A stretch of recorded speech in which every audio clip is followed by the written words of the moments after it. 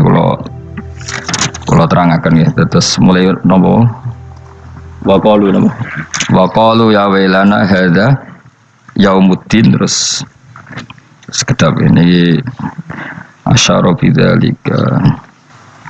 Mun kula terangno kiamat ki, soal kiamat itu seru, ora usah ndelok. Soal kiamat itu seru, ora usah ndelok.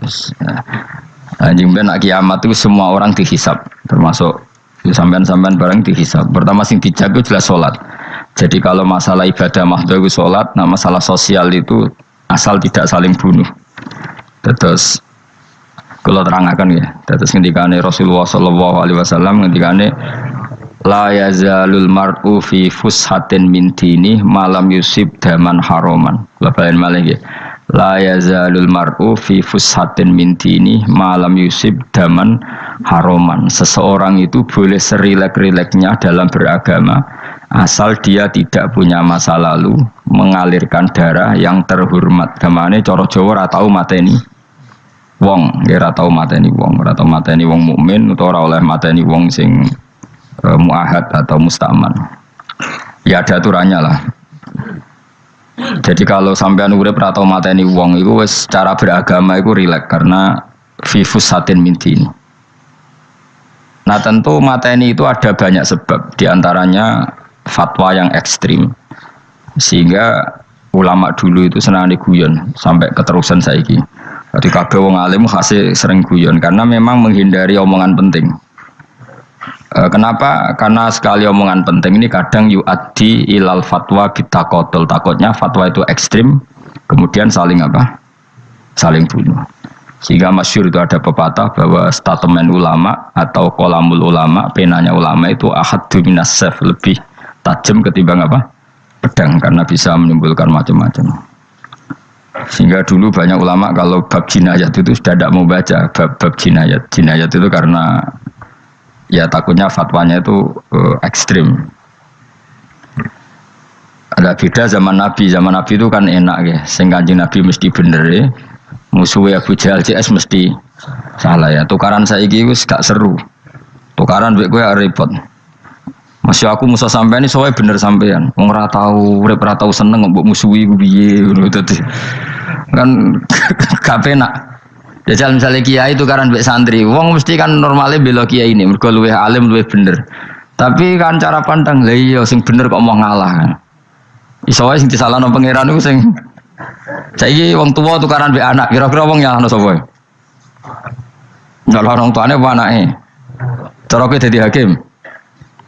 Wong tuwa kok wani anak, kualat ngono yo ya lucu. Dene kan anak kok wani wong. Tapi wong tua kok wani anak, wong tua model apa? Terus anak wani wong tua ya anak model apa? Ya model milenial, model.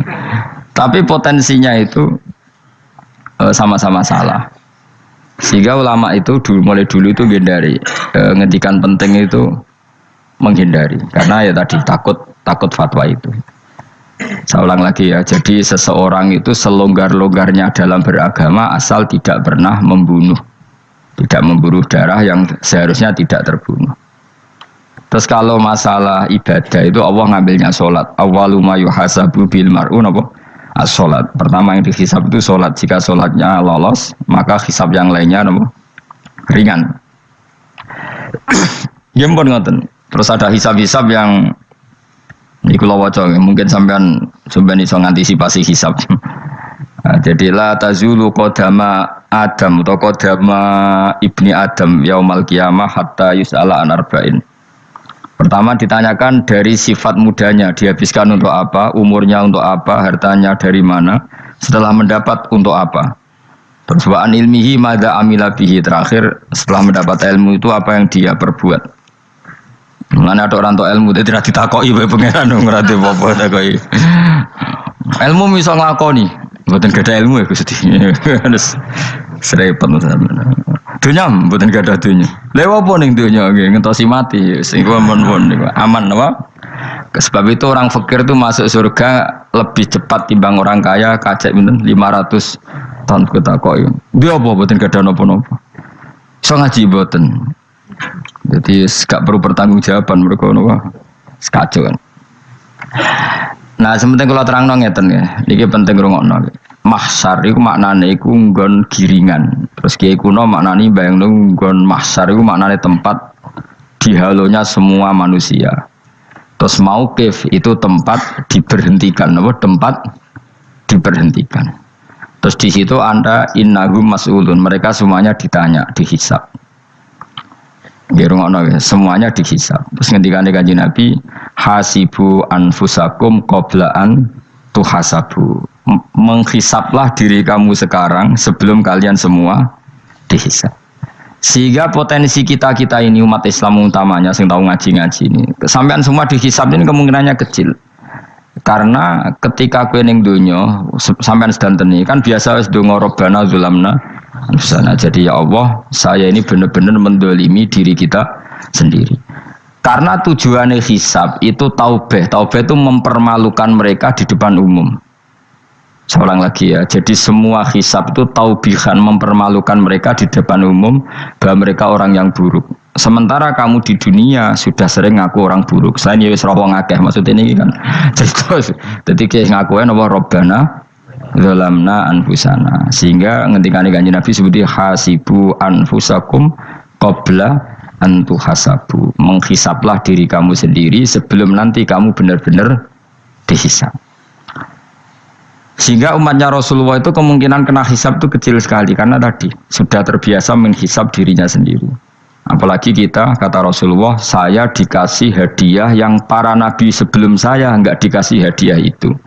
Apa itu? 5 hal itu. Di antaranya apa? Kata Rasulullah, wa utitu khawatima suratil Baqarah. Saya dikasih terakhirnya surat Baqarah. Di surat Baqarah itu umatnya Nabi dapat bonus dan ini luar biasa, yaitu ayat Rabbana la tu'akhidna in nasina wa akhtana. Ya Allah, jangan hisab kami, jangan beri sanksi kami, jangan azab kami kalau suatu saat kita lupa atau salah. ASP nak kue urung salah padahal mesti salah. Rai-rai ini gak mesti salah. Wes gawe perjanjian mbek pangeran Gusti. Dalam perjanjian dong ya apa? Setiap saat salah langsung sepuro. Mohon mboten usah istighfar malih pun niki pun niku. Terus deal sebagai deal ini. Lah itu ngendikane Kanjeng Nabi senyum-senyum senenge ra karuan. Dan setiap itu dibaca oleh umatku, Allah sudah jawab qala na'am. Jadi Rabbana la tu'akhifna in nasina aw akhtana. Terus qala Allah menjawab na'am. Terus Rabbana wa la tahmil alaina isron kama hamaltahu 'alal ladzina min qablina. Nabi Muhammad jawab, Allah menjawab na'am. Sampai terakhir wa'fu anna, Allah jawab na'am. Kemudian para kiai itu punya kiat supaya umatnya itu hafal itu. Terus jadi bahan tahlil itu masalah ya. Faminhum ya faminhum. Sing tahlil ya ora paham, sing kritik ya ora paham. Alhamdulillah itu mesti padha-padha ra kena hisab. Mergo padha-padha ora napa? Paham. Jadi ora ono barokah kaya goblok wis barokah tenan. Mergo sing lakoni ya ora paham, sing kritik ora paham. Jadi kalimat yang di akhir surat Baqarah itu adalah termasuk hadiahnya Rasulullah yang tidak diberikan pada Nabi sebelumnya. Ini nomor ini. Utitu khawatima suratil Baqarah. Saya dikasih akhir surat Baqarah. Gini ku setiap doanya umat Nabi Allah jawab na'am. Jadi ya Allah la tu'akhidna, jangan kasih sanksi kita innasina au akhtona. Allah jawab na'am.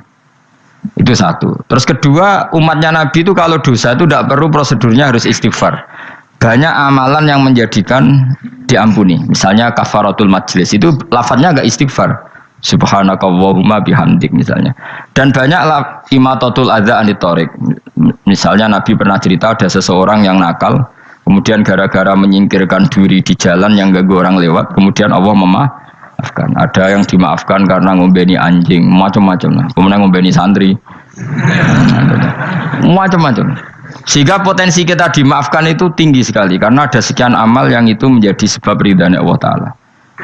Malah kalau dalam dunia wali itu ada seorang wali mau ngarang kitab, kemudian tintanya itu diminum lalat, dia membiarkan tinta itu sampai lalatnya sampai kenyang, kemudian gara-gara itu dimaafkan oleh Allah Subhanahu wa Ta'ala. Banyak sekali.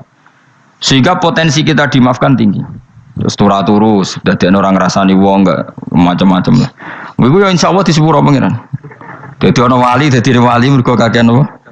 turu. Ditakoki, "Kenapa kowe kok ora turu wong wali? Mboten siap roh donya, Gusti." "Kenapa?" "Donya wis rusak tok, patok mboten roh Gusti." Lah iku ya mari swarga napa? Ya swargane wong turu ya kira-kira tok. Tapi jadi umatnya Nabi itu luar napa? Luar biasa. Makanya saya yang heran nih kalau ada orang alim bikin gerakan terlalu tenanan itu keliru. Biasa mawon. Turu ku ya ibadah, wae agar gak zina, gak maling, wae agar gak nglakoni dosa gedhe niku sanggep bae napa? Ibadah. Karena tadi Rabbana la tu'akhidna in nasina wa akhtana. Terus Allah jawab na'am. Sehingga kiai-kiai itu takut orang itu lupa terus dimodifikasi sedemikian rupa jadi wiridan. Tapi alhamdulillah kok banyak yang kritik. Jadi ya biar seimbang loh. Seimbang apa ya alam demokrasi. Jadi kalau lagi kecewa ambek sing kritik mergo insyaallah rapati paham masalah usul ini. Karena satu-satunya cara supaya orang paham tuh pancen yo dijak latihan bareng-bareng. Gak ngono wis malah ra paham blas. Ya tapi tadi ya semua itu resiko. Zaman Nabi Sugeng ana ibadah sunat dilakoni terus Nabi yo duka, kuwatire dianggap wajib. Tapi nek ora dilakoni blas Nabi yo duka, wong sunat ora tau dilakoni. Jadi sudah alhamdulillah sekarang ana sing ngritik, ana sing setuju biar seimbang no. Wong padha ora paham wae napa? Padha paham. Padahal makna ayat itu luar biasa. Rabbana la tu'akhidna in nasina wa akhtana. Terus kedua, Rabbana wala tahmil alaina isran kama hamaltahu alal ladzina min qablina ya Allah. Jangan beri beban kami sebagaimana engkau memberi beban kepada orang sebelum kami. Dulu itu kalau ada orang yang salah, itu harus dibunuh oleh orang yang tidak salah. Liyaqtulal bari'u minkum al-mujrima. Supaya yang tidak salah membunuh yang salah. Sehingga ketika umatnya Nabi Musa menyembah anak sapi, ijel itu, apa kata Allah? Fatubu ila bari'ikum faqtulu anfusakum, kamu syaratnya tobat harus saling membunuh, yaitu orang yang terbebas dari dosa itu membunuh yang tidak dosa. Masyhur itu. Terus Allah mengirimkan mendung yang pekat terus gelap. Ketika gelap itu yang al-bari yang enggak dosa mengeksekusi yang dosa. Sekarang kan enggak, paling tangkap KPK. Berarti penjara mulai suka sisa korupsi jake. Jadi penak lah pokoknya zaman akhir itu penak. Pemenang KPK ini mulai disoal, jadi aman akhirnya. Sebuah sing bener di. Aja nih ya sing bener ya pangeran. Misalnya rasa KPK lah nak takwa ya rasa korupsi. Kalau KPK dilemahkan nanti yang korupsi marah. Lah masih orang KPK lah nak di pangeran kan ya aman karena korupsi.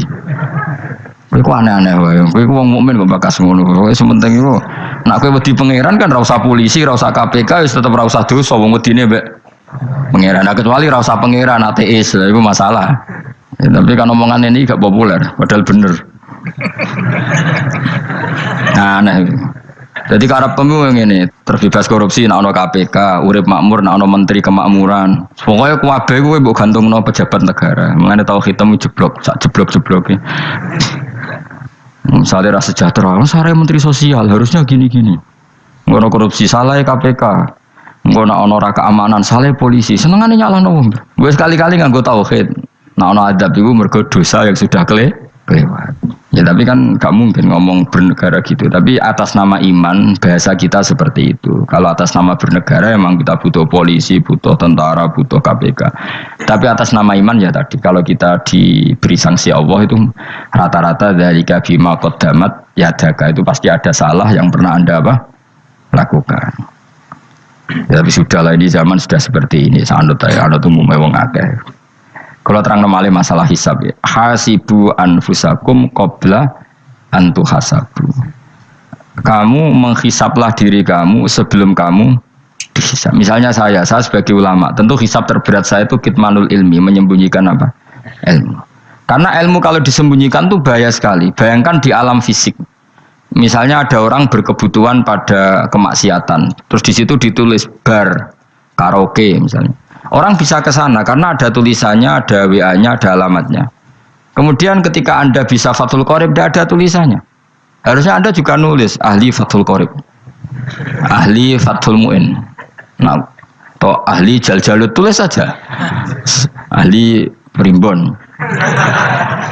Enggak apa-apa, tulis saja. Penerus Ronggo Warsito, tulis saja. Zaman gendeng, nara melok gendeng, rakeduman, tulis saja. Tapi barokahnya tulisan itu kan orang bisa tahu. Makanya kenapa banyak orang sufi yang sudah menyembunyikan diri, wananya nakal-nakal karena dia disalahkan Allah karena menyembunyikan ilmu. Saya itu orang yang senang tertutup kecuali masalah ilmu. Saya mau mengajar terbuka seperti ini. Karena tadi awal dari dikenalinya kemakrufan adalah dimaklumatkan.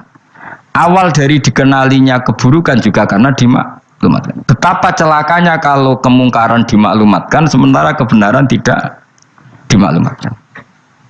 Makanya Mbah Mun itu sampai berfatwa, Mbah Mun guru saya itu. Nah, ono masjid ra ono menarane Mbah Mun duka. Masjid kok ora ono menarane, wajib ono. Dulu saya iskal, kenapa menara jadi wajib? Tapi setelah saya tambah angan-angan, secara fikih jelas tidak wajib.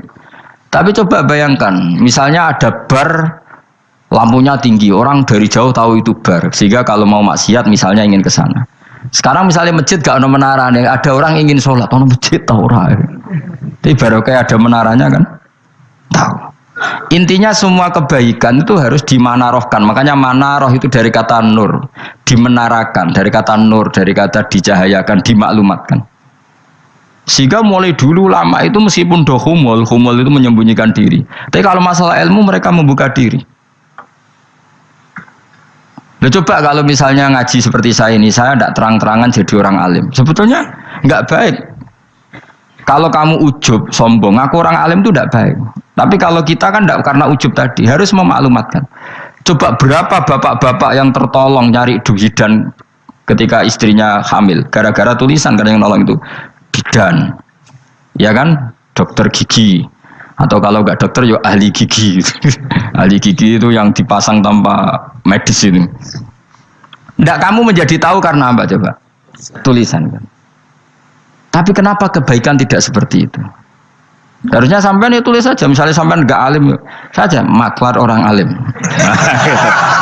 Siap menyalurkan ke tempat-tempat orang alim. Coba TKI tenaga kerja itu. Mereka tahu Korea, Hongkong karena tulisan penyalur tenaga kerja. Tulis saja rumah kamu penyalur ke orang alim. Nanti antar ke berduaan.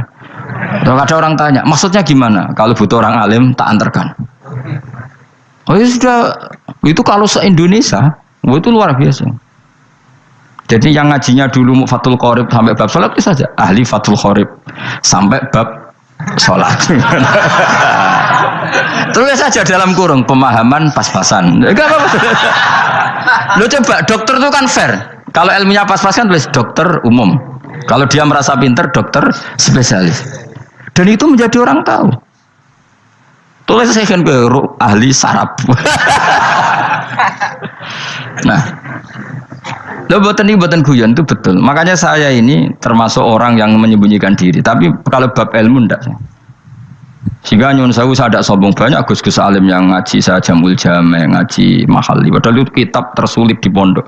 Tapi gara-gara saya sering cerita, saya pernah ngaji Jamul Jame sama Mbah Mun. Saya pernah mentakriri kitab ini. Nya banyak yang ngaji saya. Kalau tanpa itu kan mereka tidak tahu. Ya sampean nggak apa-apa kalau menyaingi saya, tulis saja di rumah kamu ahli Jamul Jame. Barang diparani ahli apa? Ahli jilid. Maksudnya kalau kitab kamu rusak bawa sini. Ya enggak apa-apa. Nah, sehingga syarat utama jadi nabi itu sebetulnya memaklumatkan kiri. Ya saya ulang lagi. Pertama nabi jadi nabi syaratnya apa? Memaklumatkan diri. Sehingga pertama beliau jadi nabi naik gunung Sofa, kemudian ya maksara Quraisyin halumu ilayya, wahai orang Quraisy ke sini. Terus Nabi mulai manggil satu-satu, ya Bani Abdi Amanaf ke sini, ya Bani Fihr ke sini. Terus saya ini adalah An-Nadhirul Mubin. Saya sekarang diangkat jadi nabi. Terus Abu Lahab marah-marah, tabbannaka ya Muhammad alihada jama'tana. Muhammad kamu itu orang sial, kita enak-enakan tidur gara-gara kamu manggil kita datang, ternyata hanya untuk urusan seperti ini. Makanya terus ada tabbat yada abi labi watab. Tapi yang iman kemudian tanya, Muhammad kalau kamu setelah jadi nabi misinya apa? Saya diutus Allah untuk kamu menyembah Allah, tidak boleh menyekutukan Allah. Dan Allah memerintahkan kamu afaf itu meninggalkan zina, meninggalkan maling, gini-gini. Coba kalau Nabi tidak memaklumatkan diri, jadi Nabi seklunak-klunus, ketemu wong monggo nggih. Ada temu dia nggih. Sengerti nak Nabi ku sapa sih? Sehingga orang-orang yang humul, yang menyembunyikan diri itu di bab ulama masalah besar itu. Karena ciri utama dosa adalah kitmanul ilm. Makanya Nabi sidik amanat tablek fatona. Tablek itu lawan katanya apa? Kitman menurut. Makanya saya ngaji di mana-mana, saya di Jakarta ngaji, di sini ngaji, di Pasuruan ngaji. Harus dimaklumatkan ilmu. Dan kalau ada orang tanya ya tak jawab. Saya tuh kitab yang paling aneh di pesantren, misalnya yang mulai aneh lah, kayak Jamul Jame. Saya sampai sekarang masih ngajar Jamul Jame. Kitab yang aneh. Macane lagi roh judulnya pusing. Jamul Jawame, kumpulane pira-pira kumpulan. Jadi ilmu apa ae ana ning kono. Sing gak ana ilmu dukun, mboten enten. Ilmu carane bodoni ora ono. Ning kono mau carane mlebu swarga tok. Mane potensi kula mlebu swarga itu tinggi sekali. Cara sing model piye duwe. Dadi mun. Dadi cara sing model piye duwe. Dadi cukup banyak napa? Cara. Sampe nek cara sitok ora mesti kula nu gak ada cara kathah. Dadi nek dari cara iki mentok, ganti cara iki mentok. Ya terakhir paling gampang itu cara nganggo fadhole pangeran. Iku kena mbok tiru. Pokoke mbok swarga nganggo fadhole pangeran. Masalah utama kita sebetulnya itu. Makanya saya tidak pati cocok sama orang sufi itu. Kebenaran itu harus dimaklumatkan. Sementara orang sufi itu ingin menyembunyikan diri. Itu kalau untuk yang alim itu tidak bagus. Wong kita saja tahu itu dokter atau bidan karena tulisan. Ini bidan, ini dokter. Dan mereka jujur, dokter umum, dokter spesialis. Loh, coba misalnya di kota, kamu tulis saja penyalur kebaikan. Orang yang ingin mondok, pondok pilihannya ada, Sarang ada, Pelosok, Lirboyo. Kalau saya ke sana gimana? Saya kenal Gusnya. Tak anter. Wan keren, juga ada penyalur. Kalau orang bisa tersalurkan ke Korea, ke Korut, ke Jepang karena tulisan, kenapa tidak banyak orang tersalur kebaikan karena tulisan? Mungkin orang mau kelunak orang jelas.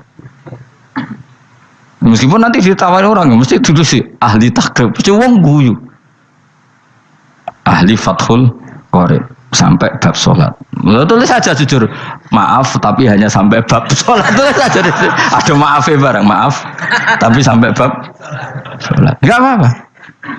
Paling untuk wong sowan, larian mau doa jenengan 2 tahun. Tapi ini bodohnya mau 3 bulan, mulai ngaji ini bab sholat.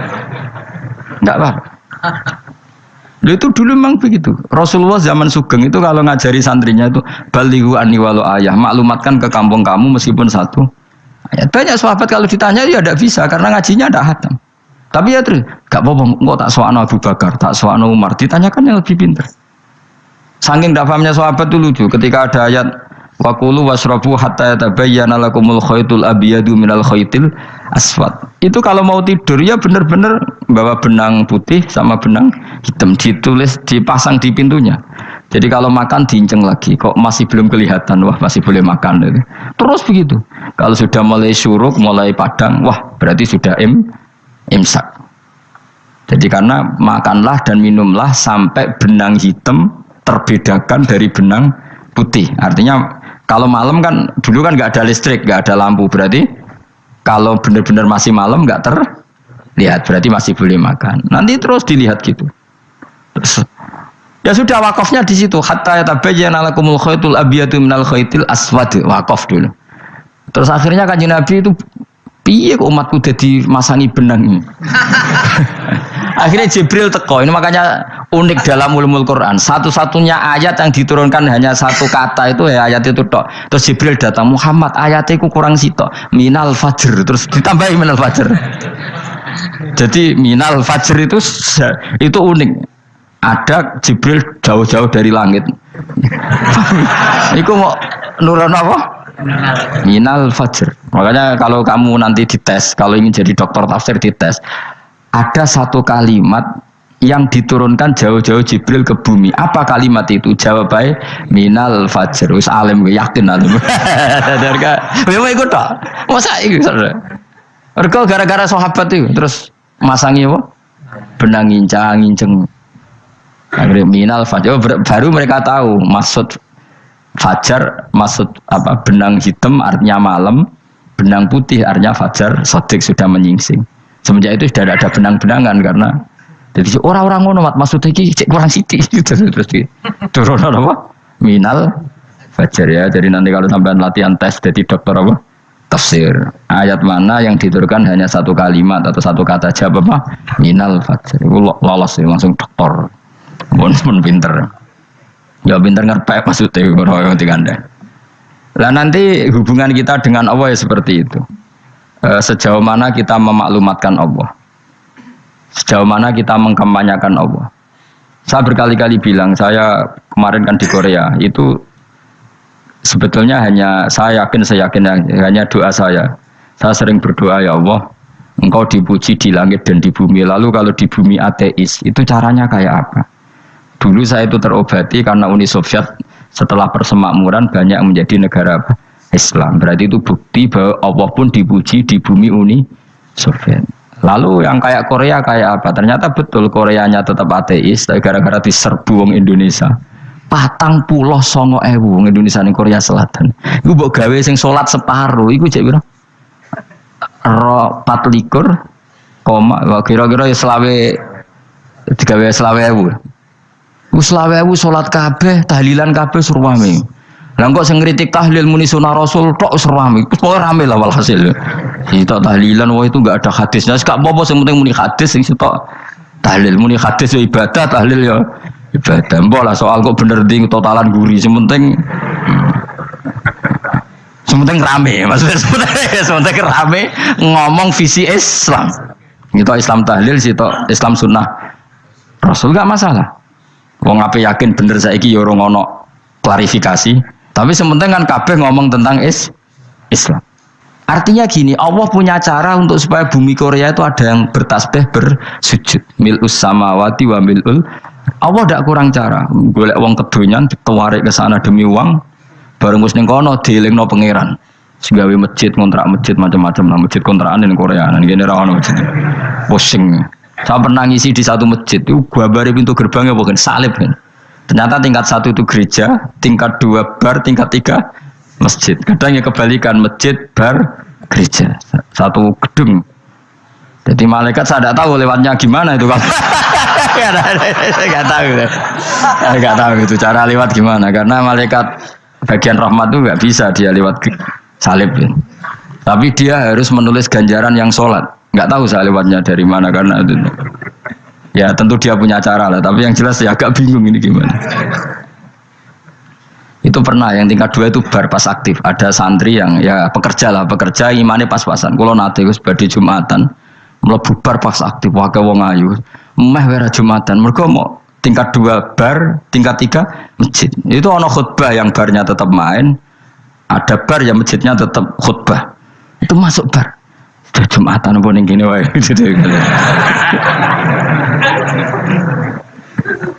Akhirnya ya di situ beberapa menit terus ada komat Jumatan. Dosa ta Gus ini. Ya aku muni ya segelem Jumatan wae apik. Wong mesti dilakoni kok takok dosa ta Gus. Oh raimu kadung lakoni kok takok.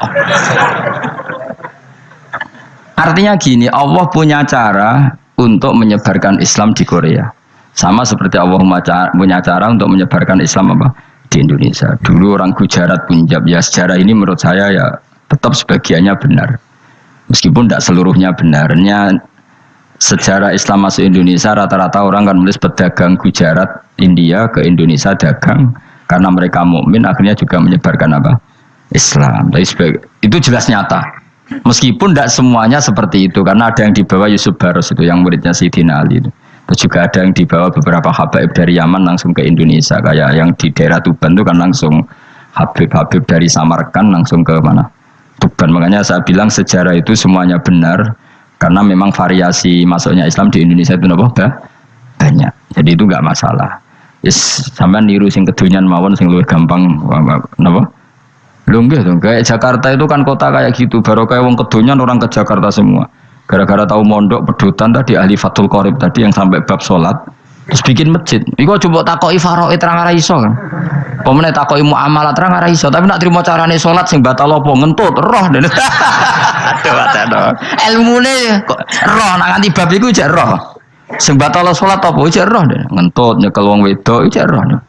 Tapi mbok aja takoki sing detail apa? Cara mengenari kiblat dengan hisab yauma rasdil kiblat wis ora ngara iso. Atau nganggo komputer delok nganggo jam nganggo kompas. Padahal ana ilmune yauma rasdil apa kiblat di bulan tertentu, hari tertentu itu nanti matahari tepat di atas Ka'bah. Serang arah iso, nak ngono niku serang arah iso. Ya saya ulang lagi ya. Jadi kesalahan kita adalah kebenaran itu kita sembunyikan. Padahal awal dikenalnya Islam itu lewat i'lam. Fasda bima tu'maru. Kebenaran harus dimaklumat. Tapi problemnya Islam Indonesia tuh kadang humul tuh bangga. Enggak dikenal orang itu bangga gini-gini. Oke lah, kalau yang enggak, saya sendiri ya suka humul. Sampai sekarang saya suka humul. Saya sampai sekarang enggak suka tamu. Bukan karena benci tamu, ribet. Maksud saya kalau sowan kiai ya ngaji saja, ora usah sowan. Oh ribet. Ya lucu kan, seneng Gus Bak jare wong alim. Terus senenge mau sowan tok ngaji ra gelem piye karepe. Wong kok aneh. Iku berarti kalau dok karo seneng dokter, dia konsultasi obat ra gelem tapi ngajak jagongan. Dok, jenengan tiyang pundi? Jenengan manggen dalem mriki mulai tahun pinten? Lah ya kowe takok dokter kemalan. Mesti nek kowe takok laram apa, obate apa kok malah kenalan. Pindah Jogja tahun pinten, Dok ya? Dan jenengan kawin mriki tahun pinten? Lha wong jari Gus Bae wong alim kok sowan ngono. Jenengan kelahiran tahun pinten, Gus? Zaman dinosaurus. Wong alim kok takoki lahir iku piye karepe? Susah gak takok pisan matiku kapan Om. Coba betapa naifnya kita kalau kita suka dokter, terus kemudian kamu takok, Dok, kelahiran tahun pinten jenengan? Aneh gak? Nak kowe seneng dokter mergo mau konsultasi berobat ya ngomong saja apa yang kamu butuhkan. Aku seneng wong alim yo ngaji titik. Nah, kowe misalnya seneng artis, delok konser artisnya takok kelahiran tahun piro. Gak penting artis ayu mbok delok seneng wis udah gitu aja. Ora wong alim yo ngono ngaji seneng. Yang kadang wong Jawa lucu, seneng wong alim sowan terus takok-takok. Maneh iku dudu obat ngono, yakin. Maksudnya bu sing profesional, maksudnya sing rontok bener sidik lah, jadi wong aja bener nemen-nemen gak mungkin, wis pokoknya bener sidik-sidik. Makanya kemarin ngaji apa Nasoih Libat kan gitu, mujalah satu ulama artinya apa? Fi majlisil ilm, ketika ngaji, ora kok mujalah satu ulama utawa sowan matekno wong ngene terjauh. Kulo termasuk kiai yang kampanye ini. Soalnya termasuk kiai terkenal tapi sing tamu kulo rapati kathah. Iku jaga masyaallah tenan wis. Muga-muga rodok tobat sithik-sithik maksudnya. Maksudnya ya sudah lah. Ya tadi hubungan wong alim ya sudah ngaji. Kalau hubungan sama dokter ya tanya konsultasi apa? Medis. Ya kan lebih enak. Nah, hubungan mbek dukun wis takok wis mbah niki menyangking pundi. Kok jenengan dermemel nglafat nopo sing kalimate sing jelas kena apa nak dermemel mandi nak jelas kok ora mandi ku piye takono aku ya guru pun mbek dukun wong kalimate ra jelas kok mandi nak jelas gak mandi mergo nak jelas kita bodoh nine ayo guru mantra iku mesti gak wae rungokno tenanan kalimate terus ra jelas dukun-dukun dulu. Ya kok mandi, nak jelas malah mandine tenan ora ya ora. Ya saya ulang lagi ya. Jadi sebab itu di Quran sering ada kata i'lamu, kenalilah, ketahuilah. Jadi awal dari agama ini adalah harus tahu. Maka menyangkut harus tahu ini lalu Allah bikin media. Media itu apa saja. Tapi lalu kita bisa berdebat tentang media, itu yang kita tidak tahu nanti hisabnya di depan Allah Subhanahu wa taala. Saya sampai sekarang itu nggak tahu, nggak pernah bilang halal, nggak pernah bilang haram. Misalnya gini ya buat ini dengerin ya. Di Korea ini sering teman-teman cerita. Ada beberapa majikan yang baik sama umat Islam, yang bekerja Muslim. Itu kalau dipamiti sholat kan, Pak majikan saya mau sholat. Sholat itu apa? Mereka bilang dengan bahasa analogi di Korea. Pokoknya sholat itu sembahyang. Ketika sholat itu ditanya sama orang Korea, loh kamu itu sembahyang kok tidak ada patungnya? Karena pengetahuan mereka yang namanya sembahyang itu ada patungnya. Ada yang baik, apa sekalian tak belikin patung? Jadi wong Islam pas sholat tuh didelok ngarepe dhuwure kok gak ono patung.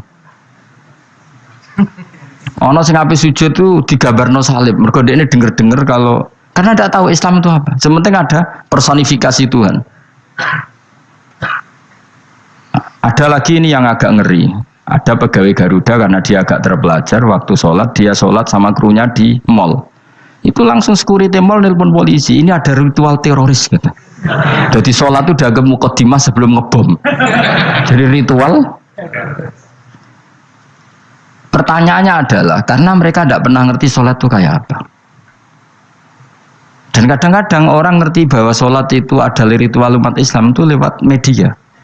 Media itu bisa berita, bisa dokumenter, bisa apa saja. Kita tidak pernah tahu cara Allah mengertikan. Seperti kita tidak pernah tahu madzhab Mu'tazilah, tahunya itu dari kitab-kitab ahli sunnah wal jamaah. Coba kita semua misalnya tahu madzhab yang aneh, Mu'tazilah, Jabariyah, Qadariyah, itu dari kitab mereka apa dari kitab ahli sunnah?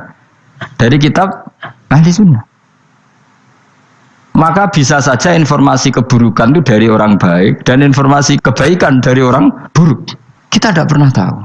Karena ini yang bisa ngelola hanya Allah Subhanahu wa taala. Tidak bisa, kita tidak bisa, hanya Allah yang bisa. Maka perdebatan Ahmad bin Hambal dengan Haris al-Muhasibi itu seperti itu. Misalnya gini, tak kiri contoh. Haris al-Muhasibi itu orang alim alama. Dia ahli sunnah mandat, pokoknya ahli sunnah sekali. Dia mau ngarang kitab tentang dia menentang Mu'tazilah, menentang Qadariyah, menentang Syiah. Terus setelah mau ngarang kitab, ditanya sama Imam Ahmad, ya Haris, kalau kamu ngeritik Mu'tazilah, awalnya gimana caranya kalau ngarang kitab? Ya saya cerita pendapat mereka dulu, lalu saya tentang. Imam Ahmad guyu-guyu. Bukankah setelah kamu cerita mazhab mereka plus argumentasi mereka, jangan-jangan pembacanya sudah tertarik. Pas kamu nentang, kamu sudah dianggap gawe-gawe. Karena kadung tertarik. Saya tak contoh wae, misalnya gini, kowe sekarang rasa bareng dadi wong soleh biasa wae. Aku ana gambar wong wedok montok tak tulis, hindari ini. Kira-kira dia maca hindari apa gambare? Enggak jawab ya, kira-kira lho. Sing mbok nikmati kata hindari apa? Sing mbok eling-eling kalimat hindari apa gambare? Kira-kira. Padahal tulisannya apa? Hindari bahaya ini. Bahaya ndi terus didelok. Terus sing dieling-eling ora hindarine tapi sama. Pendapat Mu'tazilah itu ada yang menarik. Misalnya gini, menurut Mu'tazilah, seseorang masuk neraka ya karena amalnya, masuk surga ya karena amalnya. Apa artinya kalau masuk surga karena fadli Allah? Lalu gunanya amal apa? Mungkin pembaca kan tuh, wah ini proporsional ini. Gak ada ahli sunnah, jadi bus warga mereka fadli pangeran. Kok enak? Lalu gunanya amal apa? Padahal dia tahu pendapat Mu'tazilah itu dari kitab itu, kitabnya orang ahli sunnah. Gak pernah tahu kita. Ya saya ulang lagi. Itu kan ibarat kayak KUHP. Kamu baca KUHP draft, terus kamu cocok. Kamu mesti nyalahkan yang demo. Atau baca buku selebaran orang demo, kan terserah kamu. Kamu kan punya akal, kan tetap milih. Tetap milih. Problemnya kata Imam Ahmad itu, ketika kamu menceritakan pendapat Mu'tazilah, bisa-bisa orang itu kadung tertarik. Ketika mulai kamu tentang, orang itu gak tertarik sama penentangan kamu. Berarti kamu ikut menyebarkan Mu'tazilah. Sama seperti tadi, gambar perempuan yang agak jorok tadi, sebetulnya tak tulisi kata hindari. Padahal Rukinus gak tahu, eling wong wedok gara-gara tak kei gambar hindari bahaya ini, malah jadi eling. Orang eling tulisannya eling. Nah hakikat saya ini penyebar kata hindari apa penyebar gambar itu? Coba. Lalu status saya ini pengedar gambar itu apa pengedar kata hindari? Iya yang mengedarkan kata hindari tapi yang mengedarkan. Nah sama sekarang pertanyaannya, kalau kamu ngarang kitab anti Mu'tazilah itu sebenarnya pengedar mazhab Mu'tazilah apa penentang? Ya pengedar juga karena umat tahu dari kitab kamu. Dong toh? Lah ya mulane ku dadi perdebatan, mergo kaya iya kaya ora. Juga tuh gale gini misalnya, kamu jangan milih presiden yang dari militer, itu pasti keras, tegas, terus kaku. Ternyata pembaca itu wataknya militer, lu cari yang begini, pusing kan kamu. Agak suka presiden sipil, nggak tegas. Padahal kamu nulis itu untuk menggiring orang milih presiden. Jangan milih yang militer, pasti tegas, nggak demokratis, nggak nerima pendapat. Ternyata pembacanya suka saya punya pemimpin yang tegas. Habis kamu kan? Yang tahu hati orang itu siapa? Makanya ketika kitab ahli sunnah dipenuhi dengan cerita-cerita madzhab Mu'tazilah, itu sebetulnya kamu itu pengedar apa penentang? Itu pertanyaan Ahmad bin Akhirnya Imam Haris Al-Muhasibi bilang gini, enggak maksud jenengan niku ngelarang apa dukung. Pokoknya mergo mangkel. Dari Imam Haris, yo aku pokoknya ngomong ngono ae pokoknya. Terus akhirnya Imam Yus nang ngoten ketok arahe jenengan boten sedo ngarang boten sedo ngarang. Makanya Haris Al-Muhasibi akhirnya enggak mengarang kitab itu. Dia sebenarnya pernah rencana Kitabul Firaq fil Islam. Dia mau ngarang kitab kelompok-kelompok dalam Islam. Ya coba mau apa coba? Misalnya kamu bela tahlil, nasibnya juga seperti itu. Hujahnya tahlil, ini. Terus hujahnya penentang tahlil. Yang bisa mengendalikan pikiran pembaca siapa? Ternyata dia tertarik sama pikiran penentang. Lucunya yang menceritakan kamu, pengagum tahlil. Kan tidak pernah tahu. Mana nak dari ceritanya Mbah Mun lucu. Mbah Mun itu mondok Lirboyo. Itu di Bandar Kidul akeh wong ayu. Itu dulu babanya Mbah Mun itu ada yang suka orang sana sampai nikah orang sana juga pulang ke sarang. Itu diantara mbah-mbahnya Mbah Mun. Suka perempuan sana terus nikah sana nggak pernah pulang ke sarang. Nah, Mbah Mun itu lahir dari adiknya, pokoknya dari keluarga dari saudara yang nggak pernah pulang dari Bandar. Diwasiati mun nak mondok ujo geman dolan ning Bandar Kidul. Kah akeh wong ayu. Akhirnya malah penasaran. Justru kalimat itu yang menjadikan maksudnya aku ajune nganti sepiro kok nganti mbahku katut kan malah akhirnya penasaran. Lare kata Mbah Mun tak angen-angen bener Imam Ahmad bin Hambal. Maksudnya itu kalimat itu pancen ribet. Kalimat itu ribet pancen. Coba milih mana coba? Jong ojo geman moro pasar opo lah nang daerah kono. Ono opo? Bahaya kan. Gara-gara kamu melafatkan itu malah orang penasaran. Di sana ada bareng delok ning kono yo nak terus mulai tak ora. Nah, makanya pertanyaannya, pengarang buku juga kena hisab karena sebetulnya apa yang dia tentang orang lain menjadi tahu karena ceritanya dia. Coba kamu ngarang kitab saja yang anti Syiah atau anti Mu'tazilah atau anti Murji'ah atau anti otoritarian, mesti pembaca itu nggak bisa kamu kendalikan. Nah, itu juga rawan hisab, makanya berat. Pokoknya walatus aluna yauma idzin anin naim. Semua itu nanti dimintai tanggung jawab oleh Allah Subhanahu wa Ta'ala. Karena kita tidak pernah tahu. Akhirnya Haris Al-Muhasibi gak ngarang kitab. Imam Ahmad itu tidak punya karangan kecuali riwayat Musnadu Ahmad bin Hambal. Kalau ada 14 juz. Dia tidak punya karangan. Ketika ditanya, saya takut membuat hal baru dalam Islam.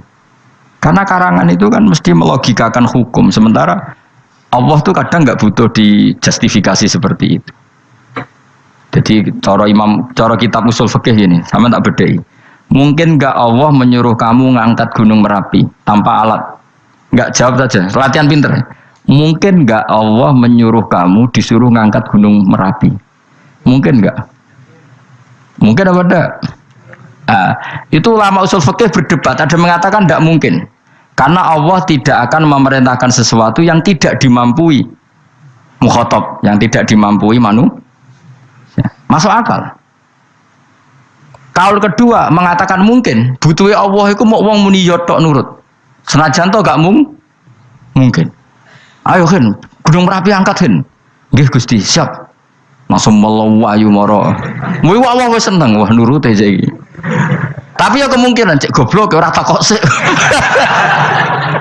Kita kan tidak pernah tahu, makanya ulama ini debat.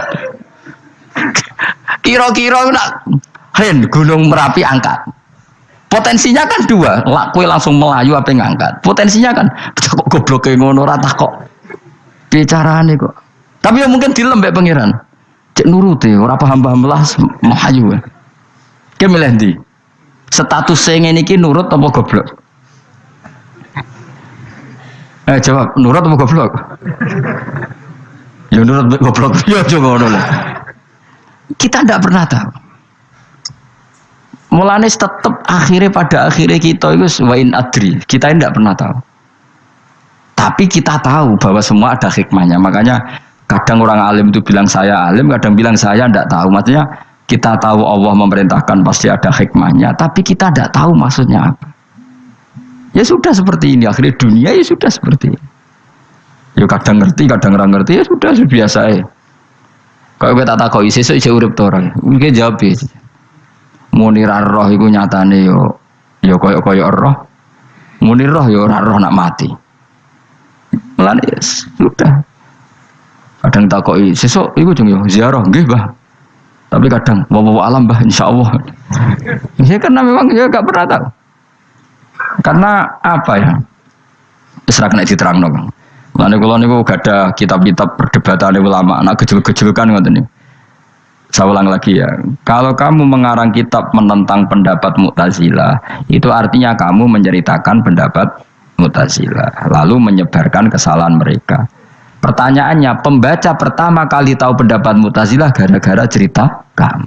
Itu sama, pembaca tahu gambar perempuan gara-gara edaran kamu. Meskipun kamu menulis hindari, tapi kan menjadi tahu. Kamu berarti penyebar kata hindari apa penyebar gambar? Apa penyebar kata hindari? Itu ibarat kayak gini, ada anak kecil baru umur SMP kamu nak hindari narkoba. Bentuknya kayak ini loh nak. Padahal anak kamu itu bakat soleh yang nggak terlintas narkoba. Gara-gara buat cerita ini menjadi tahu. Sekarang omongan itu dihisap tahu orang menjadi tahu gara-gara kamu. Tapi kamu nggak ngandani, takut anak kamu kejebak narkoba. Milih mana? Bingung tuh ke? Wingi-wingi ra bingung, ora tau mikir. Maksudnya ya terus. Aku ya gumun, wong ora tau mikir kok do urip. Jadi ya sudah. Enggak angel pancen urip ya angel. Emane ngaji, ben ngaji. Ngaji minal fajr. Minal fajr. Itu satu-satunya ayat sing turun mau sak kalimat. Jadi ora sak ayat mau sak kalimat, sak kata kalau dalam bahasa Indonesia. Mun kula terusno. Oh, masalah yamin iki kula terangno. Yamin itu maknane arah kanan. Arah kanan maknane arah yang dikira benar. Jadi orang Arab bilang kalau sesuatu benar itu disebut kanan.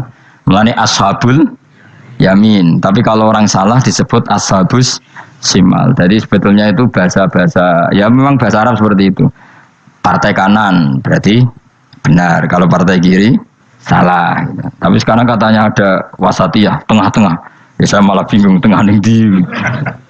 Tapi nah istilah Al-Qur'an itu jelas ada yamin, ada simal. Tapi kalau wasat itu bahasa sosial, tapi ya sah, bahasa itu juga sah. Wong napa sebut ini ummatan wasatol litakunu syuhada napa? Wa kadzalika ja'alnakum ummatan wasatol. Mun kula terusno. Jadi arah kanan itu maknanya apa? Arah yang benar. Makanya disebut ashabul yamin. Kalau salah disebut ashabus simal.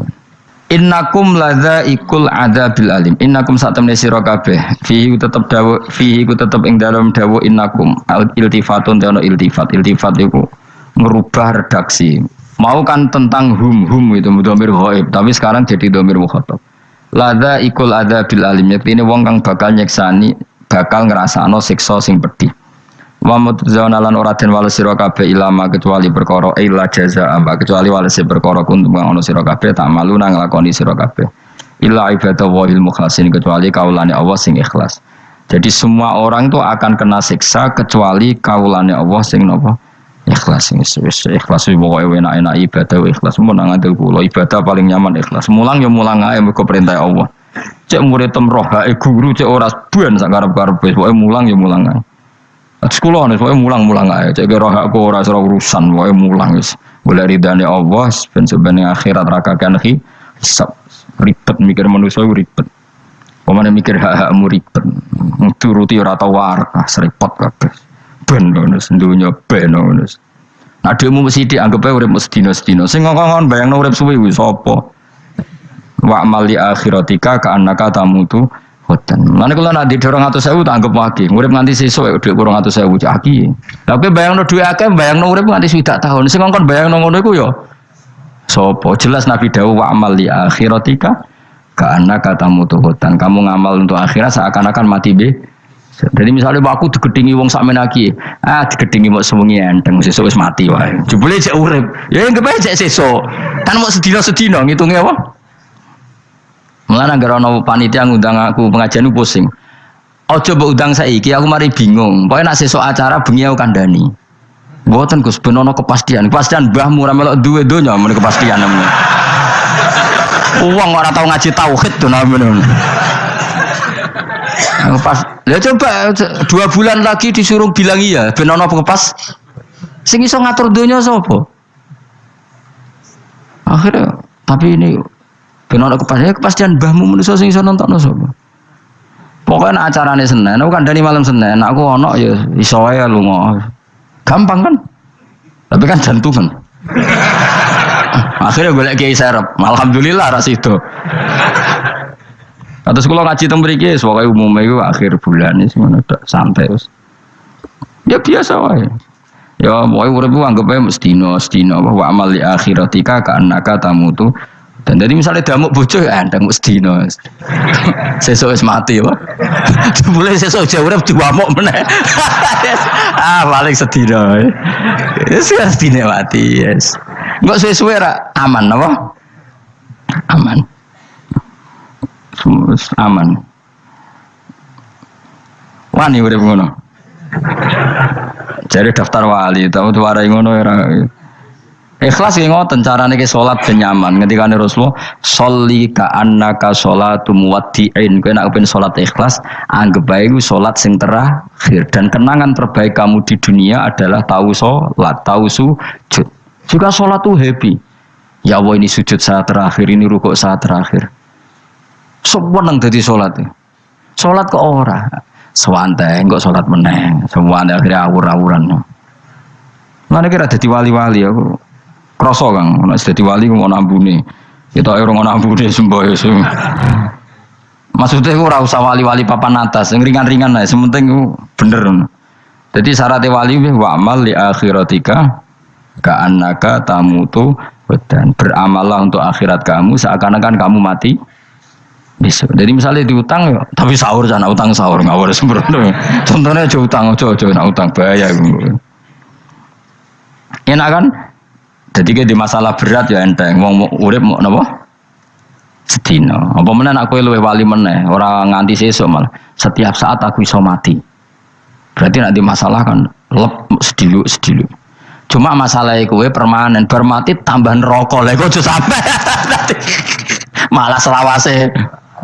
Lawas. Mulane masalah ning donya tok, ora usah sampe tok akhirat. Ojo. Apa kan repot ngajajai kowe. Seakan-akan mati besok. Pertanyaannya, apa setelah mati gak ada masalah? Ternyata tambah banyak masalah. Sebenarnya semuanya ikhlas semua. Wa illa ibadah wahil mukhlasin. Jadi kalian semua pasti merasakan siksa dan akan dibalas kecuali mereka sing ikhlas. Mesti ikhlas itu aman. Illa ibadah wahil mukhlasin. Kecuali kawulane Allah sing napa Allahumma ja'alna minal mukhlisin. Mungkin kalau jenengan sedanten termasuk yang sing napa ikhlas. Pokoke dilatih, ora dilatih dipaksa, pokoke luwatih paksa. Nggih Gus pokoke paksa supaya sampean ikhlas. Ya wae misale kowe ngandalo pejabat ya mati.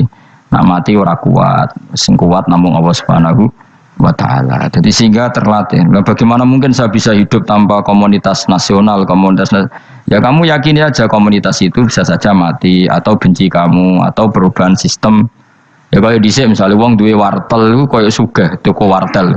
Bareng ono HP gitu tuntas. Dulu misalnya wong duwe telepon rumah itu koyo sugih ono HP ya tuntas.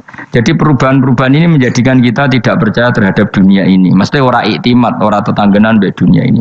Yang enggak pernah berubah hanya Allah Subhanahu wa taala. Misalnya ngono, kowe sayang anak, iso wae anakmu sampean gedeng kowe aja katut bojo. Kowe sayang tangga iso wae gedeng kowe. Utawa ana perubahan sistem sing dadekno kowe ra urip ning kono, misale kowe ndonga muga-muga disenengi wong bidukan, jebule kowe ditakdir urip di daerah lah. Enggak ada pernah tahu. Sing mesti abadi namung Allah Subhanahu wa taala. Semulane illa ibadah wahil mukhlasin. Kecuali kaula-kaulane Allah sing mengikhlaskan amal hanya krana Allah Subhanahu wa taala. Ail mukminina tegese pira-pira mukmin. Uti dawe iki istisna mungkotion kang terputus. Dzikra jazaahum. Utawa ngene, dzikru jazaihim mutawi nutur piwalese para al-mukhlisin fi qouli ta'ala ulaika lahum rizqum ma'lum. Ulaika te mungkon-mungkon sing ikhlas lahum tetep kedhe ulaika fil jannah rizqun utawi rezeki maklumun kang wis ditentokno bukrotan ing wektu esuk wa asyan wektu sore. Rupane rezeki apa fawakihu iku pira-pira buah-buahan badalun dadi badal au bayanun utawa menjelasno rezeki maring rezeki. Bahwa tekang aran fakihah utawa utawi arisku ngrupa fawakih ma perkara. Yuk kalau kang den pangan apa mata lagu dan krono enak-enakan lali hifdzi sihatin. Ora kok krono jaga kesehatan. Jadi ning swarga iku mok sifate pakanane mung go enak-enakan tok, ora ana makanan pokok. Mergo makanan pokok, kue mangan beras ning Indonesia kan gue ketahanan fisik. Sementara di surga tidak perlu ketahanan karena dijamin fisik kamu abadi. Paham? Bisa ulang lagi ya. Kalau di dunia kan kue butuh mangan pokok supaya mempertahankan fisik. Karena fisik kamu rawan rusak kalau tidak makan makanan pokok. Sementara di surga fisik kamu tidak mungkin rusak sehingga tidak perlu makanan sing pokok. Kabeh sifatnya makanan mau gue enak-enakan tok. Ora perlu lali hifdzi